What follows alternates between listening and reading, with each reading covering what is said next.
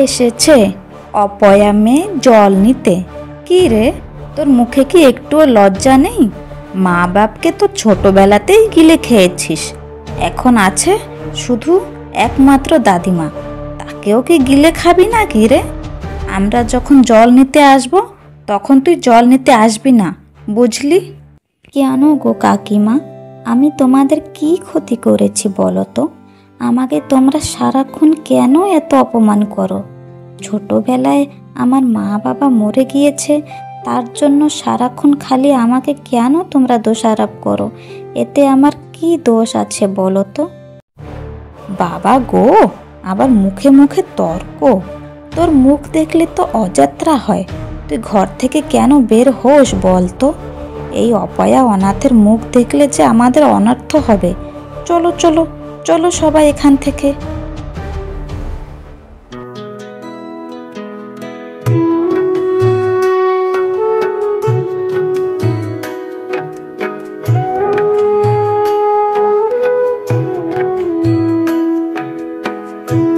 এত সুন্দর একটা মেয়ে, এই মেয়েটা কে? আগে তো কোনোদিন দেখিনি। আগে জমিদার মশাই, এ হলো দক্ষিণ পাড়ার মেয়ে মায়া। ছোটবেলাতেই বাপ মা হারিয়েছে, এখন আছে একমাত্র বুড়ি দাদিমা। গরিবের সংসারে দুই দাদি নাতনি একসাথে থাকে আর কি। আচ্ছা, এই মেয়েকে আমার খুব মনে লেগেছে। তুমি একটা কাম করো, ওদের বাড়ি বিয়ের প্রস্তাব পাঠাও। আমি এই মেয়েকে বিয়ে করতে চাই। কিন্তু জমিদার মশাই, আপনি তো আগে থেকেই বিবাহিত। যদি গিন্নিমা জানতে পারেন যে আপনি আরেকটি বিয়ে করতে চলেছেন, তবে তো। আহা, আমি এই গ্রামের জমিদার, আমার যা খুশি আমি তাই করতে পারি, বুঝেছ? যাও, তোমাকে যেটা বলেছি সেটাই করো গিয়ে।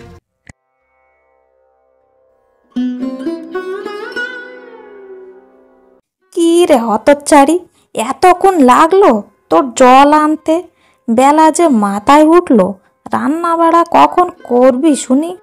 যত জ্বালা হলো আমার! তোর মা বাপ তো মরলো, আর আমার ঘাড়ের উপর চাপিয়ে গেল তোকে। আর ভাল লাগে না বাপু। তুমি চিন্তা করো না দাদিমা, আমি এক্ষুনি রান্না বসিয়ে দিচ্ছি। আরে আরে, আমার কি সৌভাগ্য! জমিদার বাবু নিজে প্রস্তাব পাঠিয়েছেন আমার নাতনিকে বিয়ে করার জন্য। ওরে মায়া, কোথায় গেলি?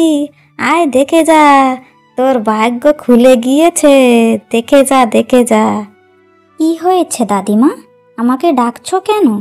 ওরে তোর কপাল খুলে গিয়েছে রে, জমিদার বাবু তোকে নিজে বিয়ে করার প্রস্তাব পাঠিয়েছে। দেখ দেখ। জমিদার মশাই আমাকে বিয়ে করার প্রস্তাব পাঠিয়েছে? কিন্তু আমি যতটুক জানি, জমিদার মশাই তো আগে থেকে বিবাহিত। আর একটা বিবাহিত পুরুষকে বিয়ে করে আর একটা মেয়ের জীবন নষ্ট করতে আমি পারবো না দাদিমা।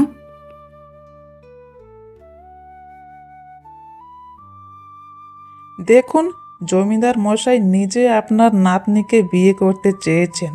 যদি আপনার নাতনি বিয়েতে রাজি হয়ে যায়, তাহলে জমিদার মশাই আপনাকে পয়সা কড়িতে ভরিয়ে দেবে। আমি এখন যাই। আপনার মতামত আপনি আপনার নাতির সাথে কথা বলে আমাকে জানাবেন, কেমন? এখন আমি আসি। দাদি, ও দাদি, সারাদিন ধরে তো কিছুই খাওনি। এমনভাবে তো তোমার শরীর খারাপ করবে। ওঠো, কিছু খেয়ে নাও। হয়েছে হয়েছে, আমার উপরে এত পিরিত দেখাতে হবে না। তুই তো চাস যে আমি এই পৃথিবী ছেড়ে চলে যাই। তুই তো একটা অপয়া। জন্মের পর নিজের মা বাপকে খেয়েছিস, এখন আমাকেও খেয়ে নিবি। কত একটা ভালো সম্বন্ধ এসেছে। তুই যদি এখানে বিয়ে না করিস, তবে আমি কিচ্ছুটি খাবো না, এমনই না খেয়ে মরে যাব। এমন করে বলো না দাদি, তুমি ছাড়া এই জগতে যে আমার আর কেউ নেই। ঠিক আছে, আমি ওই জমিদারকে বিয়ে করলে যদি তুমি ঠিক থাকো, ভালো থাকো, তাহলে তাই হবে। আমি এই বিয়েতে রাজি। সত্যি সত্যি তুই বিয়েতে রাজি হয়ে গিয়েছিস? দেখবি দাদু ভাই, ওই ঘরে তুই বিয়ে হয়ে গেলে রানী হয়ে থাকবি, রানী। তাহলে কালই আমি তোর বিয়ের ব্যবস্থা করছি, কেমন?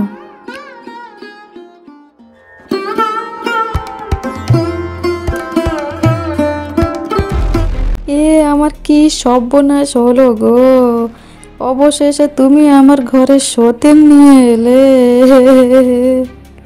আরে তুমি এত কান্নাকাটি করো না তো। জমিদারদের একাধিক বিয়ে করা রক্তে মিশে আছে। তুমি চিন্তা করো না, তোমার সম্মান আগের মতনই বজায় থাকবে। দিদি, আমি তোমার সংসারে অশান্তির আগুন বয়ে আনতে চাইনি গো। আমিও পরিস্থিতির শিকার। তবে আমি তোমাকে কথা দিচ্ছি, আমি তোমাকে আমার বড় দিদির মতনই ভালোবাসবো। চুপ কর হতচ্ছাড়ি! গরিব ঘরের ভিখিরি মেয়ে কিনা আমার বরাবরই করবে? আমার ঘরে সতীন হয়ে এসে আমার সাথে পিরিত দেখানো হচ্ছে। এই ঘরে তুই কি করে থাকিস আমি দেখে নেব। এই সব হয়েছে আপনার জন্য। আপনি কেন আমাকে বিয়ে করলেন? চুপ করো তো। তোমার মতো ভিখিরি বাড়ির মেয়েকে আমার মতো জমিদার নিজের স্ত্রী রূপে গ্রহণ করেছে, এটা তোমাদের 14 পুরুষের ভাগ্য। এবার এত শত কথা না বলে চুপচাপ ঘুমিয়ে পড়ো। আমার সতীন হওয়ার খুব শখ না তোর? দেখ এবার কি করি আমি। শোনো সব দাস দাসীরা, কাল সকাল থেকে তোমরা এই জমিদার বাড়িতে আর কাজ করতে আসবে না। তোমাদের যা যে বায়না সব বুঝে নাও। যাও এবার এখান থেকে। এভাবে চলতি মাসে আমাদেরকে তাড়িয়ে দিলে আমরা কোথায় যাব গিন্নিমা? আমাদের উপরে দয়া করুন গিন্নিমা, আমাদেরকে তাড়িয়ে দিয়েন না। তোমরা কোথায় যাবে, কি করবে, সেসব কিছু ভাবার চিন্তা আমার নয়। আমার সতীনকে শিক্ষা দিতে হবে, সেজন্য যা খুশি আমি তাই করব।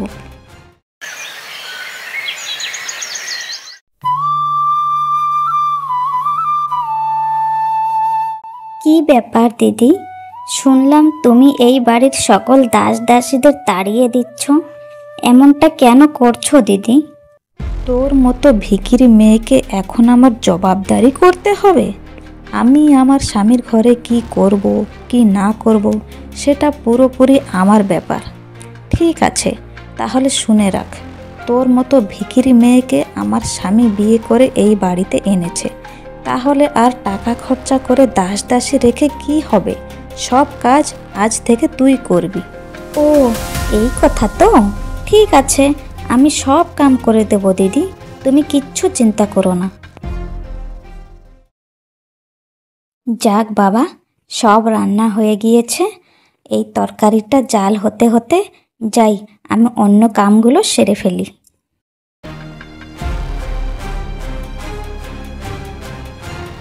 আমার সতীন হওয়ার খুব শখ না তোর? দেখ এবার কি করি আমি। নে, তোর সব খাবারে আমি নুন আর মরিচ ঢেলে দিলাম। এবার বুঝবি মজা। খুব আমার সতীন হওয়ার শখ চড়েছে না? থু থু, ছি ছি, এসব কি রান্না করেছো? নুন আর ঝালের জ্বালায় তো একটা খাবারও মুখে তোলা যাচ্ছে না। এসব কি মানুষে খায়? ছি ছি। এসব তুমি কি বলছো গো? আমি তো যত্ন করে নিজে চেখে সমস্ত খাবার রান্না করেছি। নুন ঝাল বেশি কি করে হবে?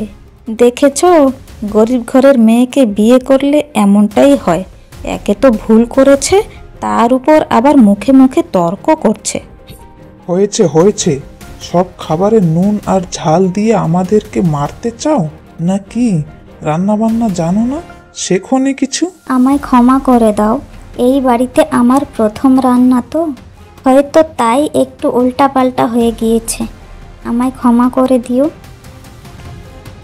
এই নে, এই নে, এই বালতিতে আমি আরও কাপড় চাপড় এনেছি, সব ধুয়ে পরিষ্কার করবি। তবে সাবধান, রান্নাতে যেমন ভুল হয়েছে তেমনটা যেন না হয়। এইখানে সব জমিদার মশাইয়ের দামি দামি কাপড় আছে, খুব সাবধানে সব ধুবি, বুঝলি? তুমি চিন্তা করো না দিদি, এইবার আর কোনো ভুল হবে না। আমি খুব সাবধানে সব কাপড় চাপড় ধুয়ে পরিষ্কার করে দেব। যা হোক, সব কাপড় চাপড়গুলো খুব সাবধানে ধুয়ে ফেলেছি। এখন এগুলো নিয়ে উপরে টানিয়ে দিই, রোদে শুকিয়ে গেলে ভিতরে নিয়ে আসবো।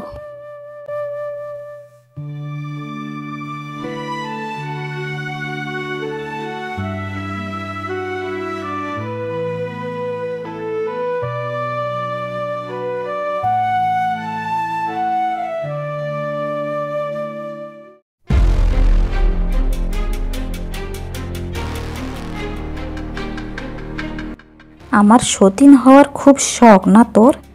দেখ এবার কি করি আমি। জমিদার মশাইয়ের শখের পাঞ্জাবিটায় এমন দাগ লাগিয়েছি যে আর যত ধুলেও ছাড়বে না। হা হা হা। জমিদার মশাই এবার নিজেই ওই ভিখারি মেয়েকে তাড়িয়ে দেবে। এ কি, আমার এত দামি পাঞ্জাবিটার এমন হাল কে করেছে? বড় বউ, ও বড় বউ।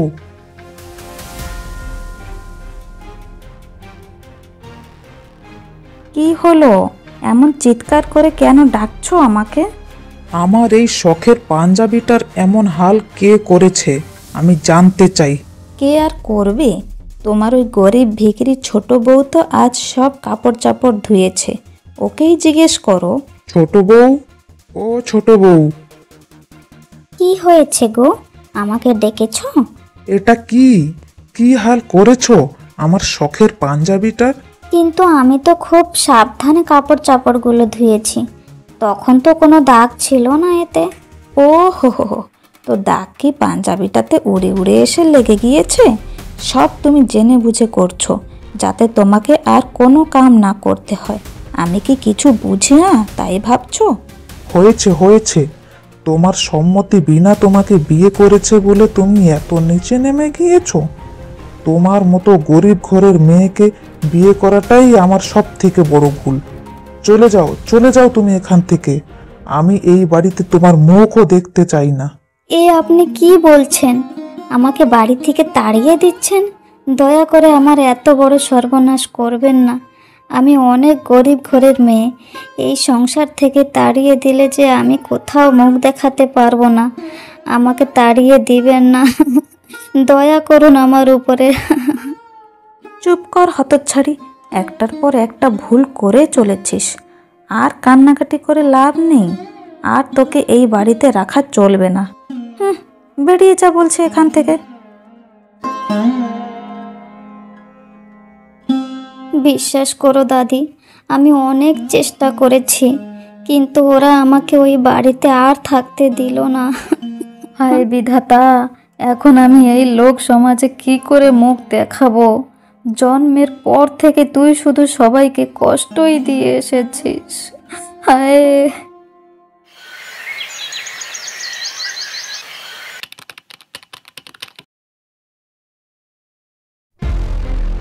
এই সব আমি কি দেখতে পাচ্ছি? তুমি আবার একটা বিয়ে করে এনে হাজির হয়েছো। এই কয়দিন আগেই তো একটা বিয়ে করে কত ঝামেলা করলে, এখন আবার একটা চাকে তাকে নিয়ে হাজির হলে। কেন এমন করো তুমি?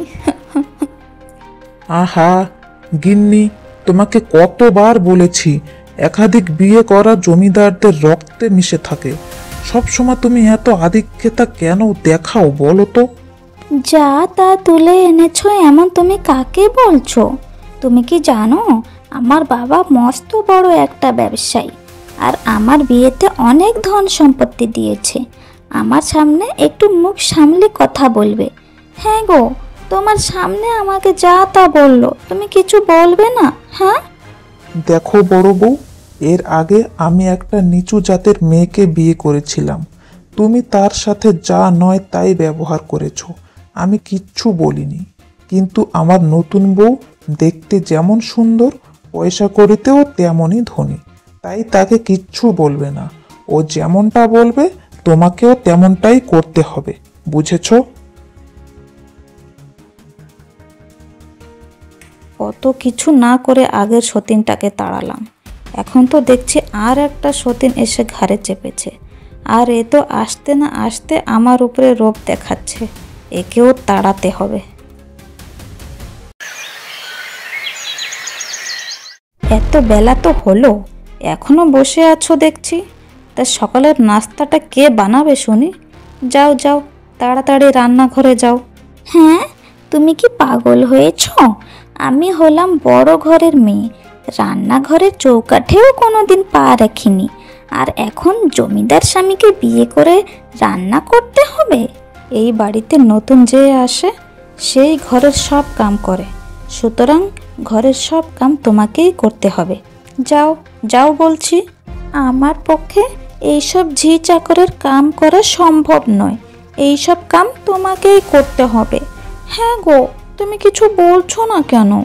হ্যাঁ গো, ছোট বউ অনেক বড় ঘরের মেয়ে, ও এইসব ঘরের কাম করতে অভ্যস্ত নেই, ও এসব কাম করতে পারবে না, তাই ঘরের সব কাম তোমাকেই করতে হবে।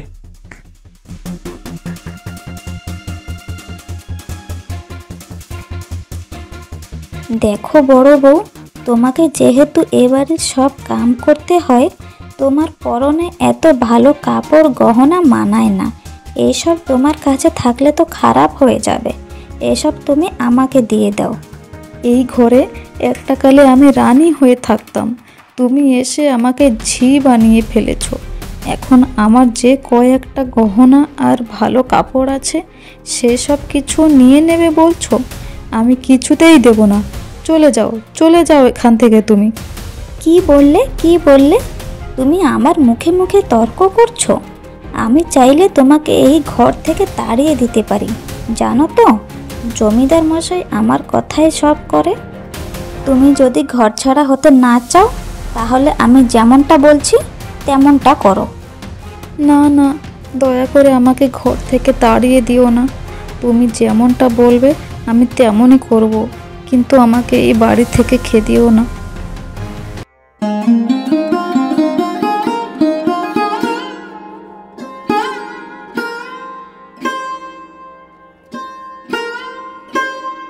আমি ছিলাম এই ঘরের বড় বউ, রানী হয়েছিলাম। সবাই আমাকে গিন্নিমা বলে ডাকতো। এখন কিনা আমাকে এই বাড়িতে ঝি চাকরের কাম করতে হচ্ছে। এর থেকে তো ওই ভিখিরি মায়াটাই ভালো ছিল।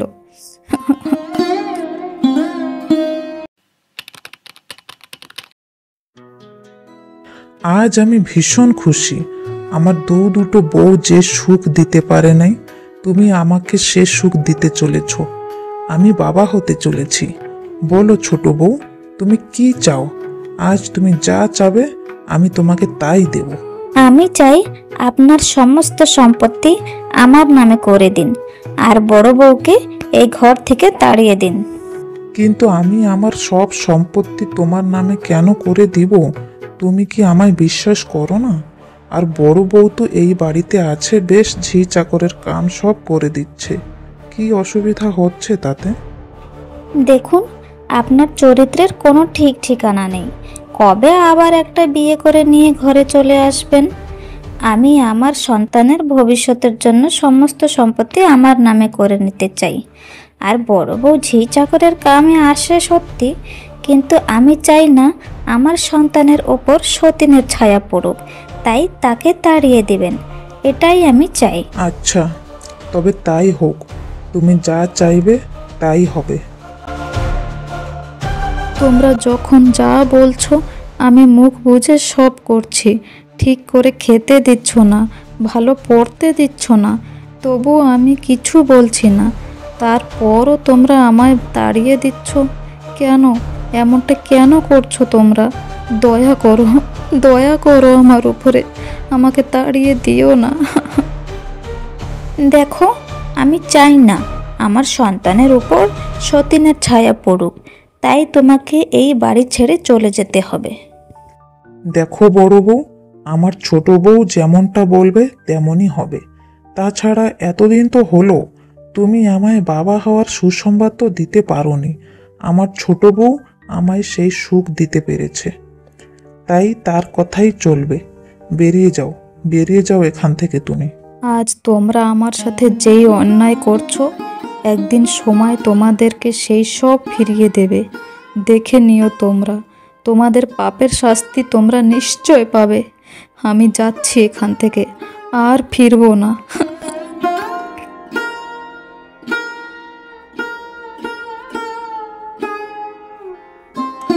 কি ব্যাপার, হঠাৎ জমিদার গিন্নি আমার ঘরে? আমার কাছ থেকে তো সব কেড়ে নিয়েছো, আর কিছুই তো নেই তোমাকে দেওয়ার জন্য। কেন এসেছো? আমি জানি তুই আমার উপরে অনেক রেগে আছিস। আমাকে ক্ষমা করে দে ছোট। তোর সাথে যেই অন্যায় আমি করেছি সে সব শাস্তি আমি পেয়েছি। এখন আমার স্বামী আমাকে ঘর থেকে তাড়িয়ে দিয়েছে। সে এখন নতুন বউ এনেছে। আমাকে আর ভালোবাসে না সে। তুমি আমার ওপর অনেক অন্যায় অত্যাচার করেছো, আর সেই শাস্তিও তুমি পেয়েছো। আমি এখন আর তোমার উপরে রেগে নেই গো দিদি। তুমি চাইলে এখানে আমার সাথে থাকতে পারো। আমরা দুজন দুই বোনের মতন মিশে থাকবো, কেমন? তোর মনটা কত বড় রে ছোট।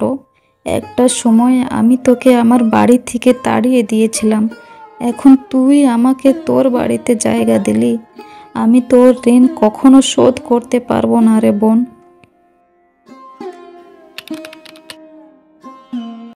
বদ্যিমশাই, ওনার হঠাৎ কি হলো?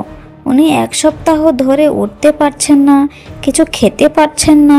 সব ঠিক আছে তো? পরীক্ষা করে দেখলাম গিন্নিমা, জমিদার বাবুর শরীরে মস্ত বড় রোগ বাসা করেছে। চিকিৎসা করতে অনেক অর্থ প্রয়োজন হবে। কি, এটা কি বলছেন? এখন চিকিৎসায় যদি এত অর্থ খরচ করে দিই, তবে আমার আর আমার সন্তানের ভবিষ্যতের কি হবে? না না না, ওনার চিকিৎসা আমার পক্ষে সম্ভব নয়। এখন আপনি চলে যান এখান থেকে।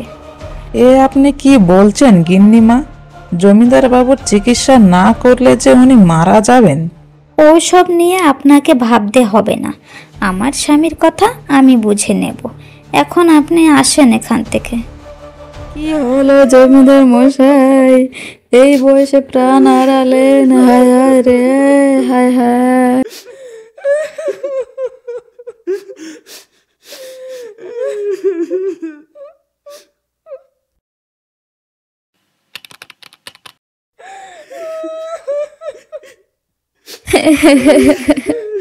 এ কি হলো আমার? বিধাতা আমাকে আমার পাপের শাস্তি দিয়েছে। আমার সন্তান মৃত জন্ম হয়েছে, আর আমার জন্য আমার স্বামীও মারা গেলেন। এই সব আমার পাপের শাস্তি, এই সব আমার পাপের শাস্তি।